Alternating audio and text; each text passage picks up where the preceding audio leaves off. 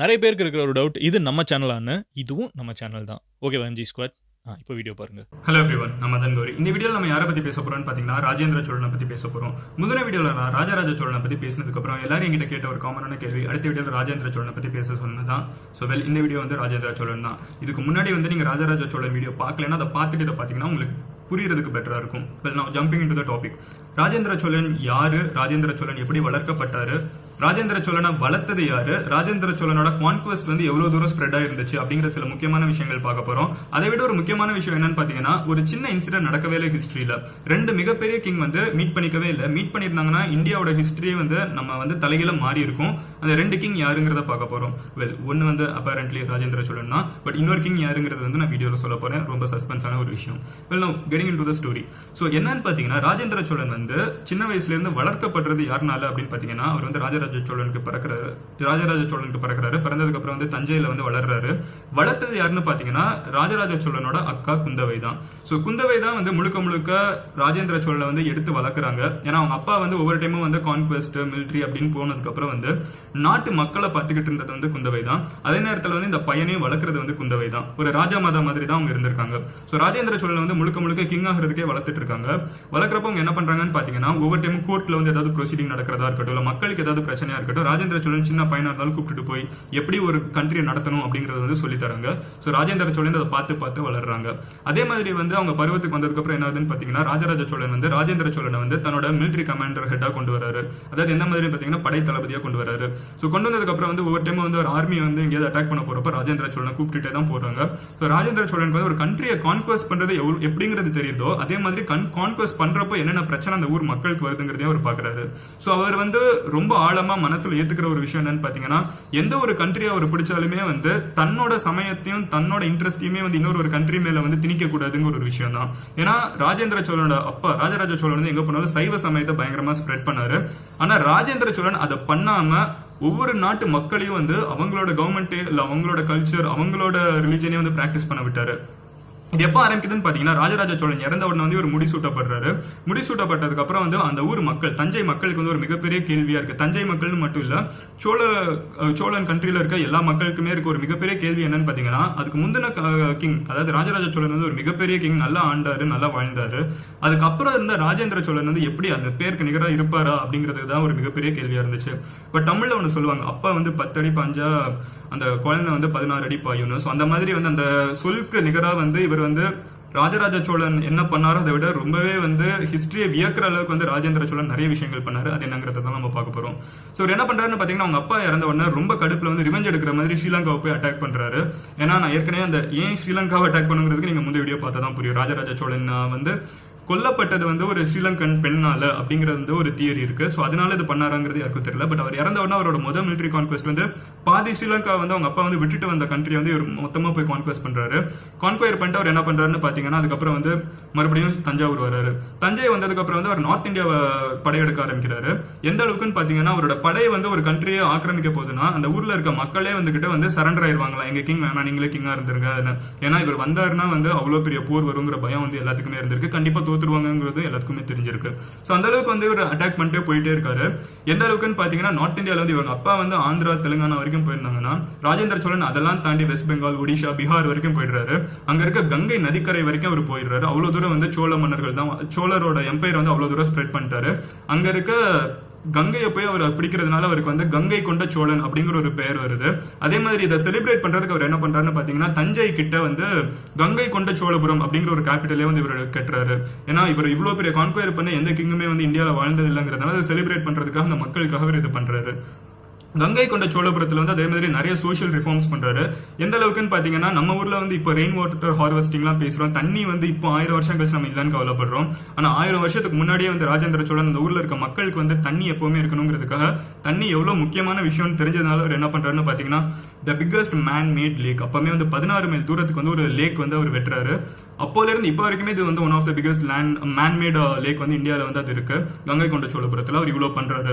பண்ணிட்டு அதுக்கப்புறம் என்ன பண்றாருன்னு பாத்தீங்கன்னா, இவர் வந்து கங்கையை போய் இவ்வளவு பிடிச்சிட்டு வந்ததுக்கு அப்புறம் வந்து கங்கைக்கு அந்த சைடு வந்து இன்னொரு கிங் வந்து அதே மாதிரி வந்து ரொம்ப மிகப்பெரிய கிங்கா வளர்ந்துட்டு வரான். அவன் யாருன்னு பாத்தீங்கன்னா முகமது ஆஃப் கஜ்னி. ரெண்டு பேருமே வந்து மீட் பண்ணிக்கவே இல்லை. மீட் பண்ணியிருந்தாங்கன்னா, ஏன்னா முகமது ஆஃப் கஜினியும் வந்து ஒரு மிகப்பெரிய கிங், ராஜேந்திர சோழன் ஒரு மிகப்பெரிய கிங், இவங்க ரெண்டு பேரும் மீட் பண்ணியிருந்தாங்கன்னா என்ன ஆயிருக்கும்னு யோசிச்சு பாருங்க. இவங்க ரெண்டு பேரும் ஒரு வார்ல வந்து மீட் பண்ணிருந்தாங்கன்னா கங்கை நதிக்கரை வரைக்கும் தான் அவரும் வந்திருக்காரு. கஜினி வந்து அந்த கங்கை நதிக்கரையை தாண்டல, ராஜேந்திர சோழன் இந்த கங்கை நதிக்கரையை வந்து சவுத்ல இருந்து நார்த்துக்கு தாண்டல. ரெண்டு பேருமே வந்து கடைசி வரைக்கும் மீட் பண்ணவே இல்லை. ரெண்டு பேருக்கும் பிரச்சனை வந்ததே கிடையாது. மீட் பண்ணியிருந்தாங்கன்னா இதுல யாராவது ஒருத்தங்க ஜெயிச்சிருந்தாங்கன்னா, கஜினி ஜெயிச்சிருந்தாங்கன்னா சவுத் இந்தியா ஃபுல்லா வந்து இஸ்லாம் ஸ்ப்ரெட் ஆயிருக்கும், வேற லெவலுக்கு வந்து கம்ப்ளீட் இந்தியன் ஹிஸ்டரி வந்து வேற மாதிரி மாறி இருக்கும். அதே மாதிரி ராஜேந்திர சோழன் ஜெயிச்சிருந்தாங்கன்னா ஹிந்துயிசம் வந்து நார்த் இந்தியாவில் வேற லெவலுக்கு ஸ்ப்ரெட் ஆயிருக்கும். ஏற்கனவே இருந்த ஹிந்துயிசம் வந்து நிலைநாடு அதாவது இருந்திருக்கும், அதாவது நிறைய ஹிந்து டெம்பிள் வந்து ரேஸ் பண்ணியிருந்தாங்க, அதெல்லாம் நடக்காம இருந்திருக்கும்.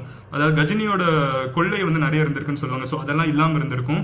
ஸோ அதாவது இந்தியாவோட ஹிஸ்டரி வந்து அகைன் கம்ப்ளீட்டா மாறி இருக்கும், இப்போ இருக்கிற மாதிரி இருந்திருக்காது. பட் ஏதோ விதியோட சதியா இல்ல விதியோட பிளானிங்கா என்னன்னு தெரியல. பட் அவங்க ரெண்டு பேருமே மீட் பண்ணிக்கவே இல்லை. ஸோ அதே மாதிரி என்ன ஆகுதுன்னு பாத்தீங்கன்னா, ராஜேந்திர சோழன் இங்க வராரு, கங்கை கொண்ட சோழபுரம் வராரு, நிறைய சோசியல் ரிஃபார்ம் பண்றாரு. அவங்களோட அப்பா வந்து ஒரு நாவாய்னு நான் போனதுலேயே சொல்லியிருந்தேன், நாவாய் படை, அதாவது நேவியில வந்து ரொம்ப ஸ்ட்ராங்கா இருந்த ஒரு ஆளு. ஸோ அதே மாதிரி இந்த பெயரை வந்து இவரும் நிலைநாட்டணுங்கிறதுக்காக என்ன பண்றாருன்னு பாத்தீங்கன்னா, இவரும் வந்து நேவி கான்குவெஸ்ட் பண்ண ஆரம்பிக்கிறாரு, நேவல் கான்குவெஸ்ட் பண்ண ஆரம்பிக்கிறாரு.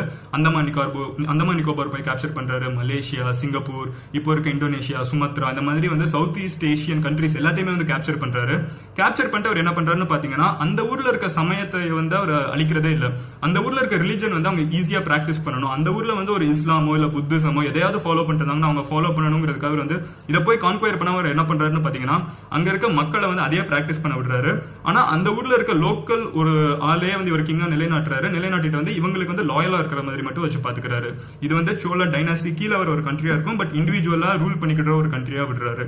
ஏன்னா அவர் ஏற்கனவே அவங்க அப்பா வந்து ஒவ்வொரு டைம் கான்குவெஸ்ட் பண்றப்பவும் பாத்துருக்காரு வார்னால வர பிரச்சனைகள் என்னன்னு. சோ அந்த மக்கள் வந்து எப்பவுமே பாதிக்கப்படக்கூடாது, இது வந்து கிங்குக்கும் நடக்கிற ஒரு பிரச்சனைங்கிறதுனால வந்து மக்கள் பாதிக்கப்படக்கூடாதுங்கிறதுனால அந்த மக்களை வந்து அவங்களோட எந்த ஒரு ரிலீஜனா இருந்தாலுமே இல்ல எந்த ஒரு கல்ச்சரா இருந்தாலுமே அதை அப்படியே பிராக்டிஸ் பண்ண விடுறாரு.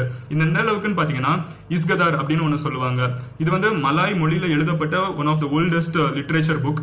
அதுல வந்து ரெண்டே கிங்க தான் வந்து புகழ்ந்து பாடுறாங்க. ஒன்னு வந்து அலெக்சாண்டர் த கிரேட், அதுக்கப்புறம் ராஜேந்திர சோழன். எவ்வளவு பெரிய விஷயம் யோசிச்சு பாருங்க, ஒரு தமிழ் மன்னனை வந்து மலாய் மொழியில பாடுறாங்க, ஆனா நம்ம வந்து பெருசா பேசுறது இல்ல. சோ இவரோட வம்சாவளியில வந்து அடுத்த சூரியவர்மன் தான் வந்து அங்க அங்கோர்வா டெம்பிள் எல்லாம் கட்டுறாங்க. அங்கோர்வா டெம்பிள் வந்து இப்போ வந்து ஒரு புத்த கோவிலா மாறிடுச்சு. இப்போ வந்து எல்லாருமே புத்திசம் தான் அங்க பிராக்டிஸ் பண்றாங்க. அது வந்து ஒரு ஹிந்து கோவிலா கெட்டது யாருன்னு பாத்தீங்கன்னா இவரோட வழிமுறையில வந்தவங்க தான். சோ ராஜேந்திர சோழன் வந்து இவ்வளவு கான்குவெஸ்ட் பண்ணிருக்காரு. இதை கமரேட் பண்றதுக்கு வந்து என்ன பண்ணிருக்காங்கன்னு பாத்தீங்கன்னா, இந்தியன் கவர்மெண்ட் வந்து ராஜேந்திரா அப்படிங்கிற ஒரு ஐஎன்எஸ்க்கு வந்து ஒரு இந்தியன் நேவல் ஷிப்புக்கு வந்து ஒரு பேர் வச்சிருக்காங்க, ஒரு வார்ஷிப்புக்கு. சோ இவ்வளவு பெருமைகள் இருக்கு ராஜேந்திர சோழனுக்கு. சோ அப்பா வந்து இவ்வளவு பண்ணாருன்னா பையன் வந்து அதை வேற லெவலுக்கு கொண்டு போனது யாருன்னு பாத்தீங்கன்னா ராஜேந்திர சோழன் தான். ராஜேந்திர சோழனை பத்தி இவ்வளவு சொல்லியிருக்கேன். கண்டிப்பா வந்து நம்ம வந்து அடுத்து 4 பேருக்கு நம்ம இதை ஸ்ப்ரெட் பண்ணணும். இப்போ இருக்க தஞ்சை, திருச்சி, இது வந்து ராஜேந்திர சோழோட கண்ட்ரிக்கு கீழே தான் வந்து மொத்த தமிழ்நாடு, கேரளா, ஆந்திரா, தெலுங்கானா, பாதி கர்நாடகா எல்லாமே வந்து ராஜேந்திர சோழனோடதுல தான் இருந்திருக்கு. நான் இப்போ இங்க உட்காந்துட்டு இருக்க இடமும் நீங்க தமிழ்நாட்டிலயோ இல்ல ஆந்திராலயோ இல்ல இந்த சவுத் இந்தியாவில எங்கேயாவது உட்காந்துட்டு இருந்தீங்கன்னா, இல்ல மலேசியா, சிங்கப்பூர்ல உட்காந்துட்டு இருந்தீங்கன்னா கூட அந்த இடத்த வந்து ராஜேந்திர சோழன் ஆண்டுட்டு இருந்திருக்காங்கிறது எவ்வளவு பெருமையான விஷயம் யோசிச்சு பாருங்க. நீங்க உட்காந்துட்டு இருக்க இடத்துல ராஜேந்திர சோழன் நடந்து போயிருக்கால, ராஜேந்திர சோழனோட மக்கள் வாழ்ந்திருக்காங்க. சோ ஏதோ ஒரு கார்னர்ல இருக்க ஒரு கண்ட்ரில கூட தமிழர்களோட பெருமை வந்து நிலைநாட்டின ஒரு மன்னன் வந்து ராஜேந்திர சோழன். சோ இன்னொரு ஒரு விஷயம் என்னன்னு பாத்தீங்கன்னா, இவர் இவ்வளவு நல்லா வாழ்ந்து இறந்து போன ஒரு மன்னனை பத்தி நான் இன்னைக்கு பேசிட்டு இருக்கேன். முந்தின வீடியோலயும் சரி இந்த வீடியோலயும் சரி நிறைய பேர் வந்து என்ன மாதிரி கமெண்ட் பண்ணுவாங்கன்னு பாத்தீங்கன்னா, இவ்வளவு பேசுறேன் ஆனா வந்து நிறைய இங்கிலீஷ் வார்த்தை நடுவில் வருது அப்படிங்கறத நிறைய பேர் சொல்றீங்க. ஒரு சின்ன விஷயம் புரிஞ்சுக்கோங்க, எங்களுக்கு முந்தின ஜெனரேஷன் எந்த மாதிரி ஒரு மென்டாலிட்டியில இருந்தாங்கன்னா, அமெரிக்கா போறதுதான் வாழ்க்கையோட மிகப்பெரிய சாதனையே, இங்கிலீஷ்ல பேசுறதுதான் ஒரு மனுஷன் பேரு ஒரு மிகப்பெரிய காரியமே அப்படிங்கிற மாதிரி நினைச்சிட்டு இருந்தாங்க. பட் அதெல்லாம் மீறி நான் எங்க ஜெனரேஷன்ல தமிழ்ல ஒரு விஷயத்த வந்து உங்ககிட்ட சேர்க்கணும்னு நினைக்கிறேன். அது வந்து ஒரு ரொம்ப பெருமைப்படுற ஒரு விஷயமா எடுத்துக்கிறேன். இதை பாக்குற நிறைய யங்ஸ்டர்ஸ்க்கு வந்து இங்கிலீஷ் வந்து ஒரு தடையே கிடையாது. இது ஈஸியா வந்து அவங்க இங்கிலீஷ்ல பாத்துட்டு போகலாம், இல்ல பேசிட்டு போயிடலாம்.